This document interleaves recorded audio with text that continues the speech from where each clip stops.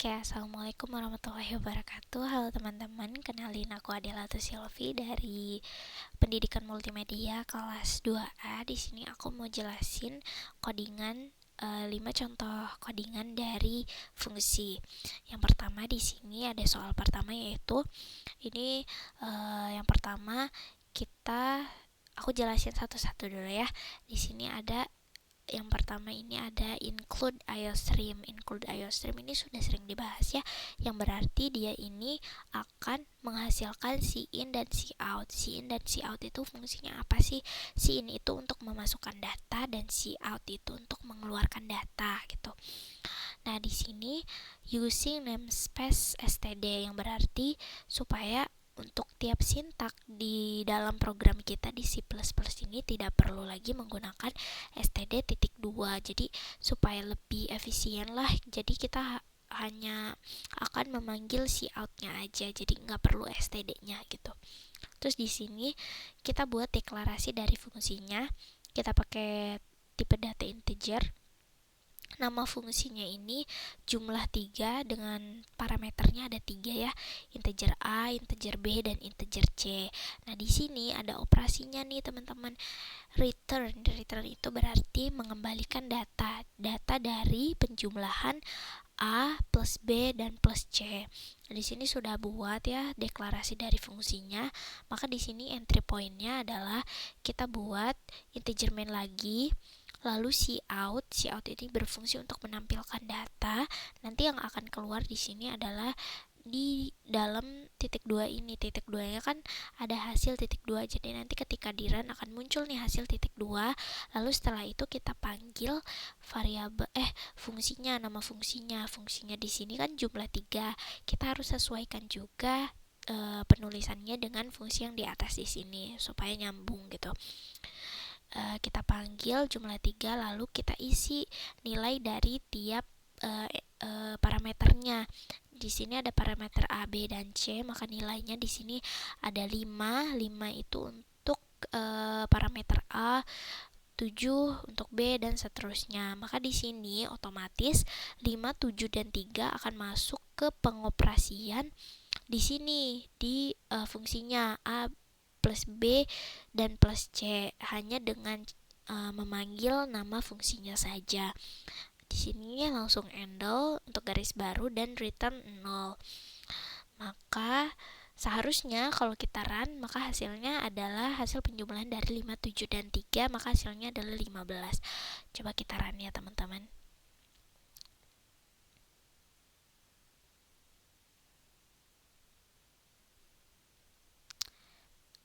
Nah, hasil sama dengan 15. Sudah betul ya. Oke, kita lanjut ke soal yang kedua. Di sini ada fungsi menggunakan tipe data boolean. Di sini sama ya untuk fungsi dari sintak 1 dan sintak 2. Di sini kita pakai tipe data boolean, yang berarti boolean itu menampilkan true or false saja. Di sini juga kita buat nama fungsinya is genap. Jadi untuk contoh soal nomor 2 ini kita menentukan apakah bilangan ini genap atau ganjil. Di sini nama fungsinya is genap. Kita isi untuk parameternya hanya ada 1 integer angka, lalu buat deklarasinya di sini return. Nah, untuk menentukan si angka ini genap itu yang berarti kalau misalkan genap berarti si angkanya ini bisa habis dibagi sama dengan 2. Jadi habis dibagi 2 itu berarti angka ini genap. Maka di sini kita panggil variabel dari angkanya. Lalu di sini ada modul. Modul ini berarti sisa baginya. Sisa bagi 2. Misal angkanya ini 10. Angka 10 kalau misalkan dibagi 2 dan hasilnya 0, maka ini termasuk genap di sini ya. Deklarasinya seperti itu. Maka di entry point-nya di sini kita buat entry point-nya integer main titik 2 buka kurung, kita isi dari entry point-nya. Di sini kita deklarasikan lagi lah integer atau variabel dari integer nama X ini nama variabelnya, kita isi nilai dari variabel X sama dengan 8. Nah, kita buat if else. If jika si variabel X ini termasuk ke dalam genap, yang berarti itu tuh di sini kan kita sudah panggil ya fungsi dari deklarasi ini. Jadi hanya dengan kita memanggil nama fungsinya, maka otomatis variabel X yang isinya adalah 8 akan langsung dioperasikan di sini.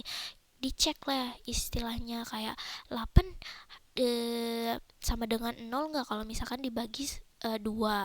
Maka di sini kalau misalkan iya, di sini si outnya atau output yang keluar kita panggil dulu si variabel X-nya yang sudah dioperasikan berarti ya.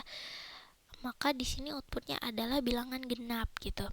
Tapi kalau misalkan tidak, else, kondisinya else tidak, maka outputnya adalah bilangan ganjil. Sini return 0. Nah, kalau misalkan nilainya 8 berarti outputnya adalah bilangan genap karena 8 bisa dibagi habis sama dengan 2. Tapi kalau misalkan kita coba ubah ya. Ini jadi 13 yang berarti ini ganjil ya. Kita coba run code. Nah, betul. 13 adalah bilangan ganjil. Begitu ya teman-teman. Oke, lanjut kita ke soal yang nomor 3. Ini sama saja seperti yang sudah aku jelaskan tadi. Fungsinya apa? Di sini untuk soal yang ketiga ini kita menentukan hasil dari faktorial. Di sini kita buat dulu untuk deklarasinya.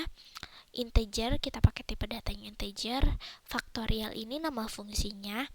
Terus untuk parameternya kita isi integer n. Maka di sini kita buat deklarasinya.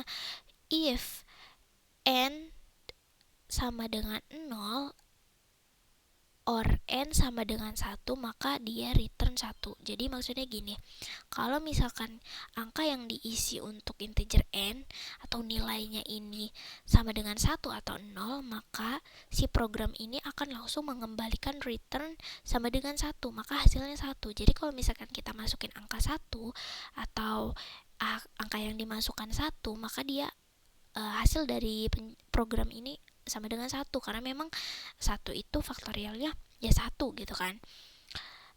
Tapi kalau misalkan else selain dari 0 dan 1, maka dia akan mengembalikan nilai misal kita masukin angka 10 deh, nilai 10 tadi, maka dia akan dioperasikan dikali dulu dia memanggil si fungsi faktorialnya. Fungsi faktorial diisi nilainya sama, berarti sesuai dengan nilai untuk faktorialnya, tapi dikurangin 1, yang berarti kalau faktorial kan berarti si angka tersebut dikali dengan min 1. Jadi maksudnya gini, misal angkanya atau nilainya ini 10. Untuk faktorial dari 10 berarti 10 dikali 9 dikali 8 dikali 7 dikali 6 sampai seterusnya, sampai batas akhirnya ini 1 dan 0. Ini batas akhirnya, berarti batas awalnya di sini. Oke. Nah, di sini entry point-nya integer main, kita panggil lagi si out untuk menampilkan hasil. Misal di sini kita pilih untuk nilai dari faktorial atau integer n-nya ini adalah 5 faktorial. Maka di sini akan muncul nanti 5 faktorial, tapi di sini kita panggil lagi nama fungsinya. Nama fungsinya di sini faktorial, terus kita isi nilainya. Karena di sini kita sudah ketik 5, berarti di sini juga harus 5.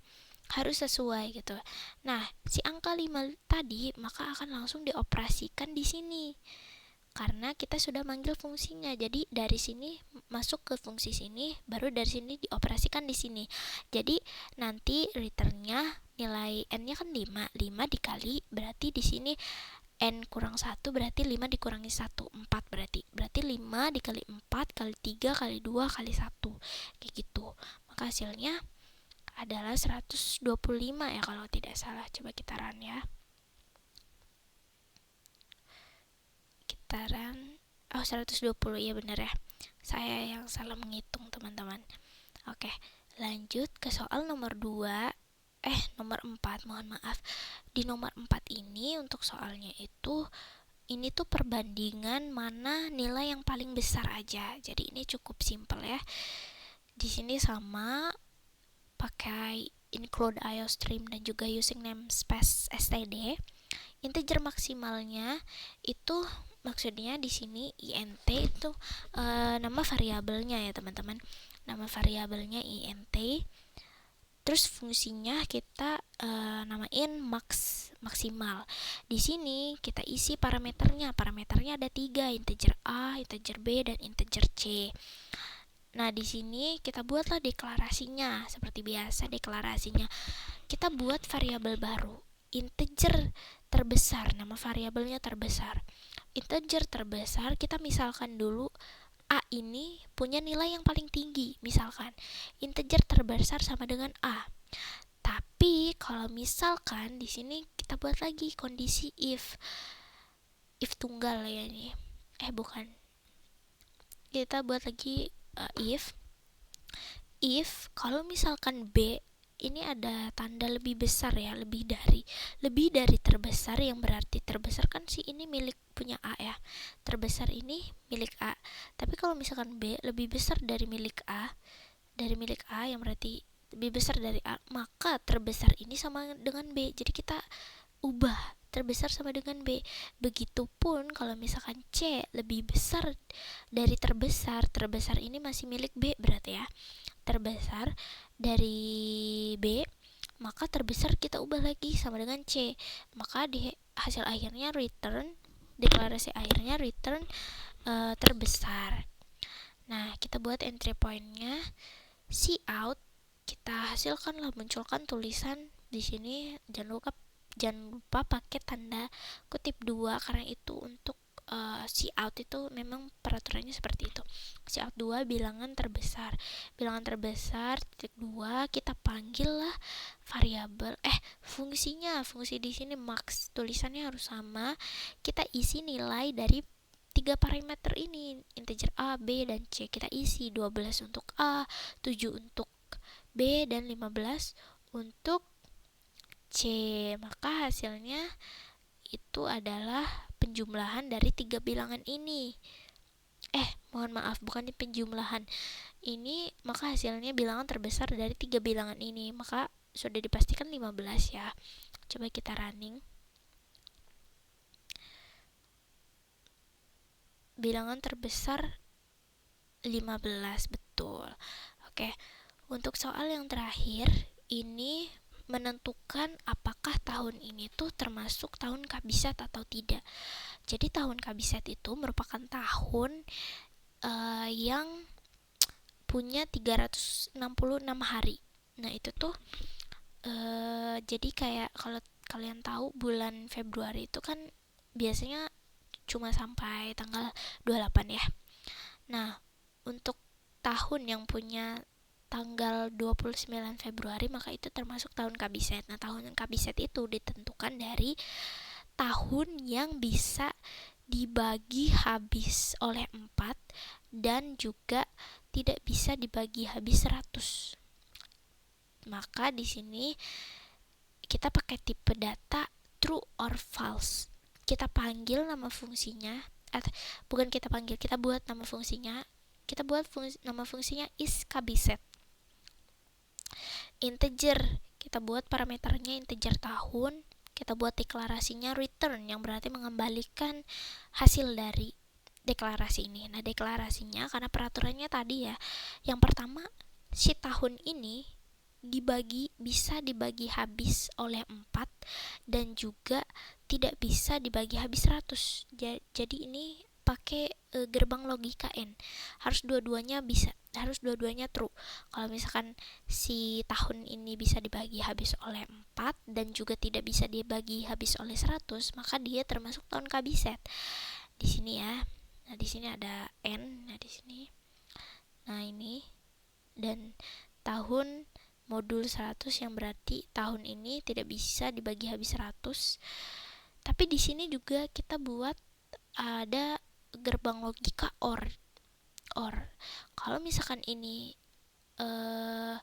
logika ini tidak terpenuhi, ada cara lain, yaitu si tahun ini bisa dibagi habis oleh 400. Jadi ada dua kondisi. Kalau misalkan si tahun ini bisa dibagi habis oleh 4 dan tidak bisa dibagi habis oleh 100, maka dia masuk kondisi 1. Tapi kalau misalkan tidak masuk ke kondisi 1 tapi dia masuk ke kondisi 2 di mana si tahun ini bisa dibagi habis oleh 400, maka dia termasuk tahun kabiset. Di sini kita buat entry pointnya integer main gitu ya. Kurung kurawa kita buat variabelnya int, tipe datanya integer karena tahun kan ya. Integer t ini nama variabelnya. T kita isi nilainya 2024. Jangan lupa titik koma di setiap akhir sintak. Kita buat if. Ada kondisi if else. If kalau misalkan si T yang berarti 2024 masuk ke dalam deklarasi fungsi, kita panggil fungsi di sini, deklarasi fungsi yang ini, maka si out hasil yang akan dikeluarkan oleh program, kita panggil dulu T-nya adalah tahun kabiset. Tapi kalau misalkan enggak, kita buat kondisi lain, else-nya enggak termasuk ke dalam fungsi ini, ke dalam deklarasi ini, maka dia bukan tahun kabiset gitu ya, if else nih. Maka di sini langsung return 0, mengembalikan 0. Sudah selesai. Jadi kita cek ya, 2024 itu tahun kabiset apa bukan? Coba kita run code. Nah, 2024 ini adalah tahun kabiset. Coba kita ubah jadi 2025.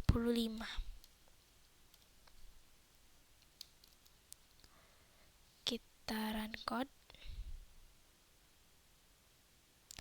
Bukan tahun kabiset. Seperti itu ya teman-teman.